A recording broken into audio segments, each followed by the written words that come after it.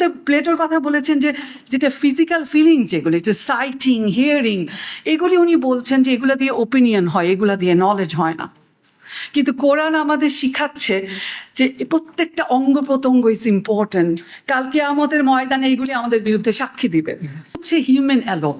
সক্রেটিসের attention পৃথিবীতে শুধু মানুষ, জীব জন্তু লতা পাতা এগুলা নিয়ে তার কোনো চিন্তা ছিল না, শুধু human study was the focus. কিন্তু আমরা কোরআনে দেখেছি আল্লাহ আমাদের বলছেন ওয়াটার সাইকেল নিয়ে চিন্তা করতে, আল্লাহ তাআলা আমাদের বলছেন জমিন এবং আসমানের দিকে তাকাতে, চিন্তা করতে, আমরা চাঁদ সূর্যের যে ভ্রমণ পরিভ্রমণ সেটা নিয়ে চিন্তা করতে, আমাদের দিন এবং রাতের যে পরিভ্রমণ সেগুলো নিয়ে চিন্তা করতে।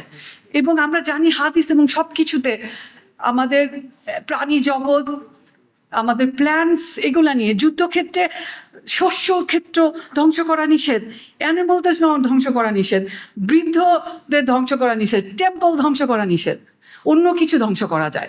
সো এই যে ইসলামের যে total approach, this is very modern. Sustainability নিয়ে আমরা কথা বলি, সাস্টেইনেবিলিটি ইজ দ্য কি ফ্যাক্টর, এবং সাস্টেইনেবিলিটি আমাদের বলছে মানুষ বাদ দিয়ে বাকি জিনিসই বেশি চিন্তা করো, কারণ মানুষ সব জিনিস নষ্ট করছে। সো ওই যে গ্রিক ফিলসফি, শুধু মানুষ মানুষ মানে সক্রেটিসের চিন্তা শুধু ম্যানকে নিয়ে চিন্তা করো আর বাকি প্ল্যান্ট অ্যান্ড অ্যানিমাল অ্যান্ড কিছু নিয়ে চিন্তা করো না, that is totally against sustainability, totally against Quranic value, যেটা অনেক মডার্ন। এরপরে আমরা দেখছি যে প্লেটোর কথাও নিয়ে এনেছেন সো প্রত্যেকটা হিয়ারিং, সাইটিং, অ্যাক্টিং সব কিছু কোরআন আমাদের শিখাচ্ছে যে ইটস ইম্পর্টেন্ট। এবং সূরা বাকারার আয়াত 18-তে আল্লাহ তাআলা যেটা বলছেন, যেটা আমরা সবাই জানি, সুম্মুম বুকমুন উমিয়ুন ফাহুম লা ইয়ারজিউন, এরা হচ্ছে কানে শোনে না, এরা কথা বলতে পারে না এবং এরা অন্ধ এবং তারা কোনোদিন ফেরত আসবে না। তার মানে হচ্ছে যেই লোকেরা ইচ্ছাকৃতভাবে বা কোনোভাবে সব দিক সব ইনফরমেশন পাচ্ছে না, তারা যেই নলেজ গেইন করছে সেটা আল্লাহর দিকে ফেরত নিয়ে যায় না। এটা একটু মনে রাখতে হবে। ওপিনিয়ন তৈরি হওয়ার নলেজ, উনি প্লেটো বলছেন ওপিনিয়ন তৈরি হয়, নলেজ তৈরি হয় না।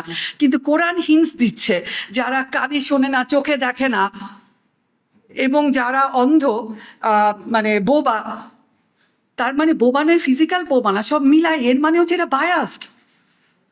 তারা যেটা দেখার কথা দেখছে না, যেটা শোনার কথা শুনছে না, তাহলে যে নলেজ তারা প্রডিউস করবে সেটা তো বায়াস নলেজ এবং সেটা তো আল্লাহর দিকে ফেরত দিবে না।